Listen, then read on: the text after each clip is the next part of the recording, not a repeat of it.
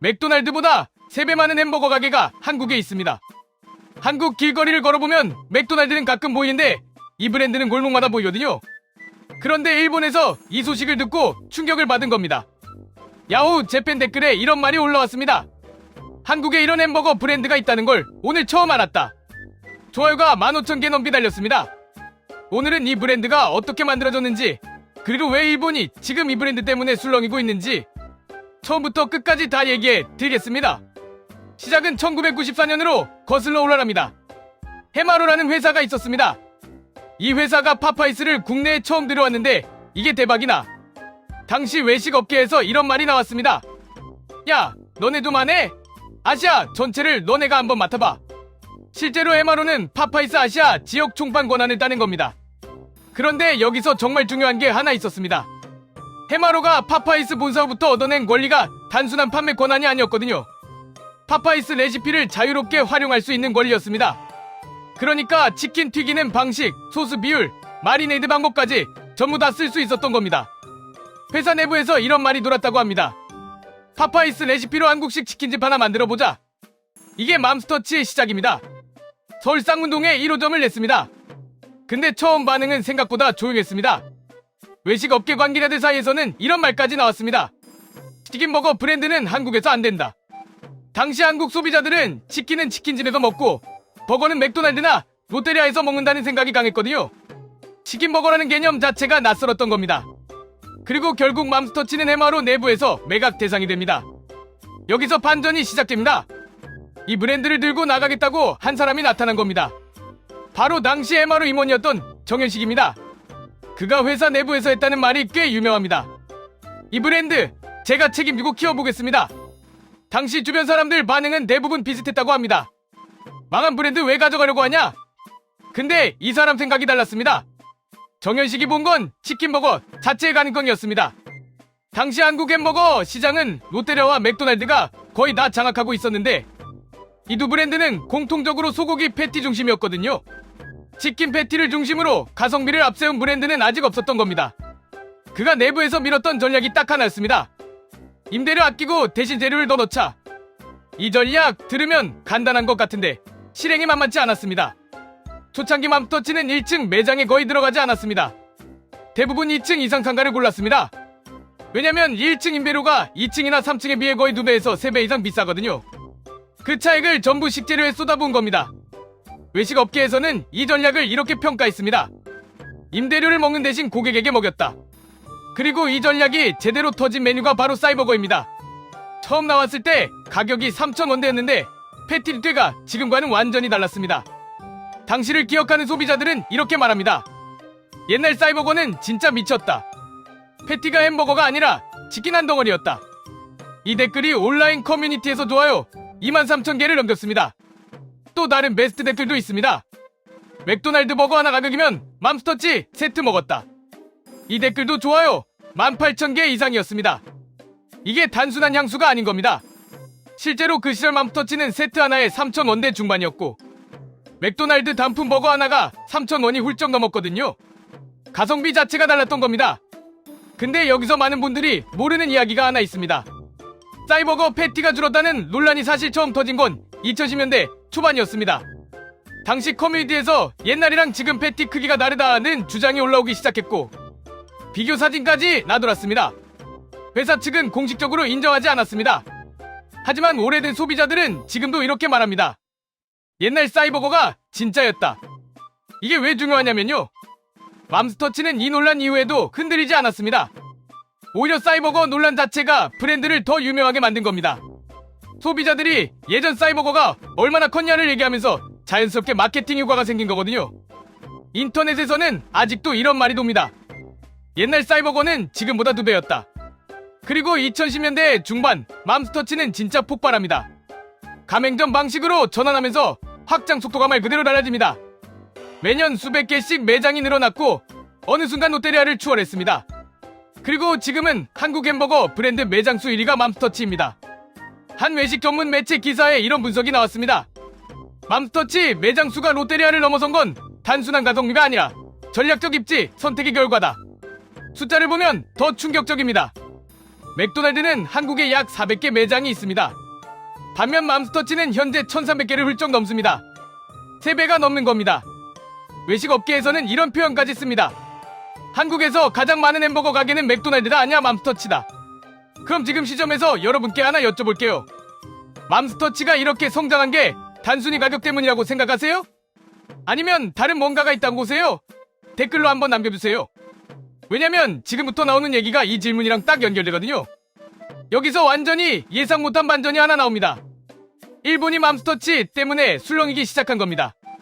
야후 재팬의 맘스터치 관련 기사가 올라오면서 댓글이 폭발했습니다. 한국에 이런 햄버거 브랜드가 있다는 걸 오늘 처음 알았다. 이 댓글이 가장 많은 추천을 받았는데요. 반응이 대부분 충격이었습니다.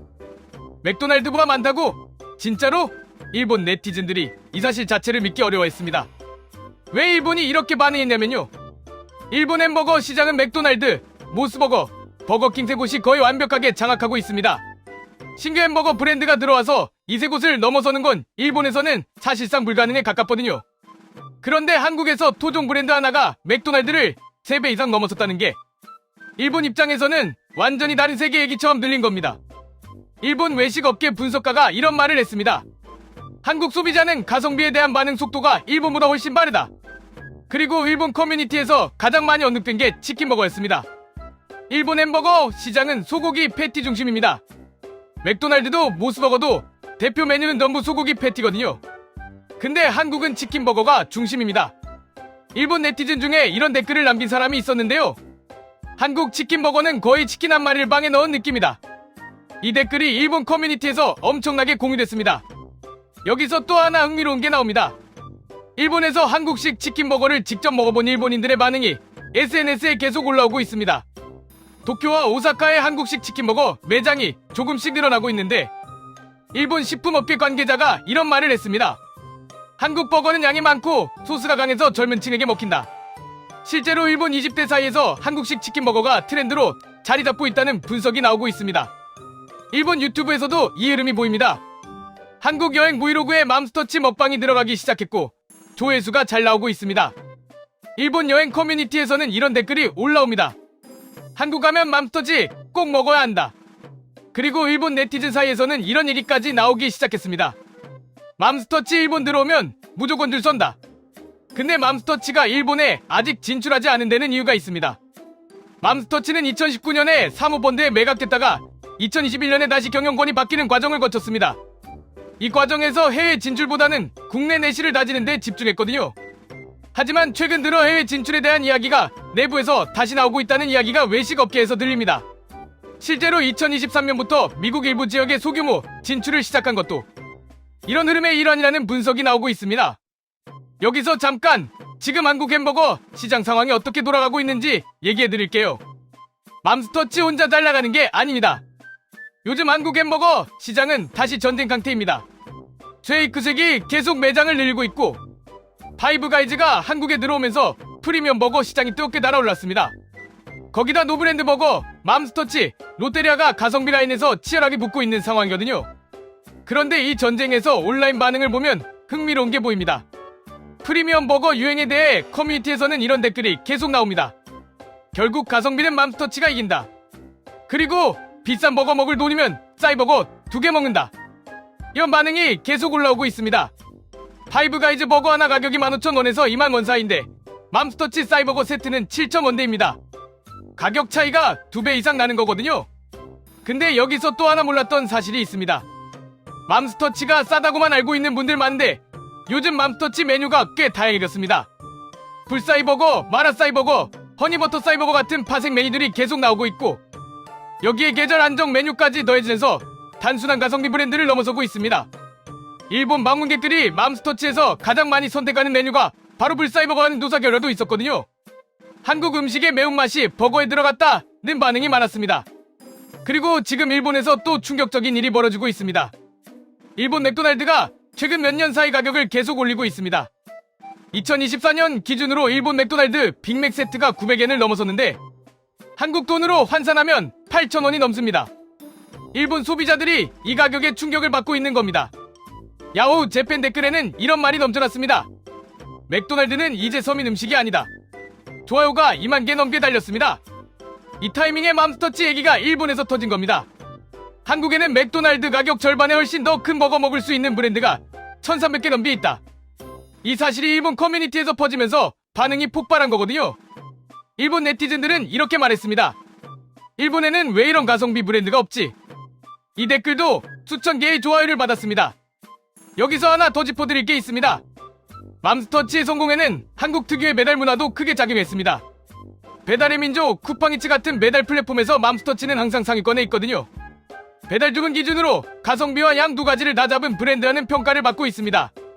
일본은 배달 문화가 아직 한국만큼 발달하지 않았는데 이 점도 일본에서 맘스터치 같은 브랜드가 나오지 못한 이유 중 하나로 분석되고 있습니다.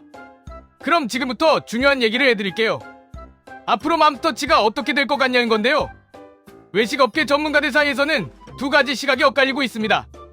한쪽은 가성비 전략은 물가 상승 국면에서 한계가 있다 고 보는 시각이고, 다른 한쪽은 가성비 브랜드는 경기 불황일수록 더 강해진다는 시각입니다.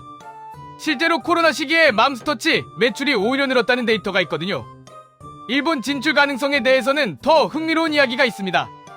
일본 외식업계 전문지에 최근 이런 분석이 나왔습니다.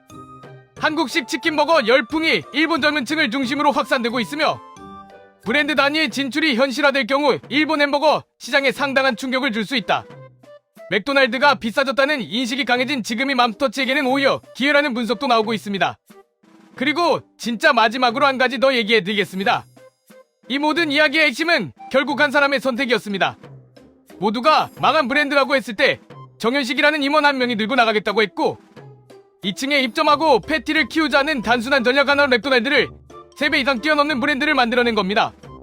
외식업계에서는 이 케이스를 이렇게 표현합니다. 햄버거 시장은 결국 가격과 양이 결정한다. 그래서 여러분께 마지막으로 두 가지 여쭤보겠습니다. 첫 번째로, 여러분이 맘스터치에서 가장 좋아하는 메뉴가 뭔가요? 싸이버거인가요? 불싸이버거인가요? 아니면 의외로 다른 메뉴인가요? 그리고 두 번째로, 앞으로 맘스터치 같은 가성비 버거가 계속 이길 것 같은가요? 아니면 프리미엄 버거 시대가 올 것 같은가요? 댓글로 꼭 남겨주세요. 진짜로 다 읽습니다. 이런 한국과 일본 사이의 흥미로운 이야기 계속 보고 싶다면 구독과 좋아요 한 번씩 부탁드립니다. 다음 영상에서 또 만나요.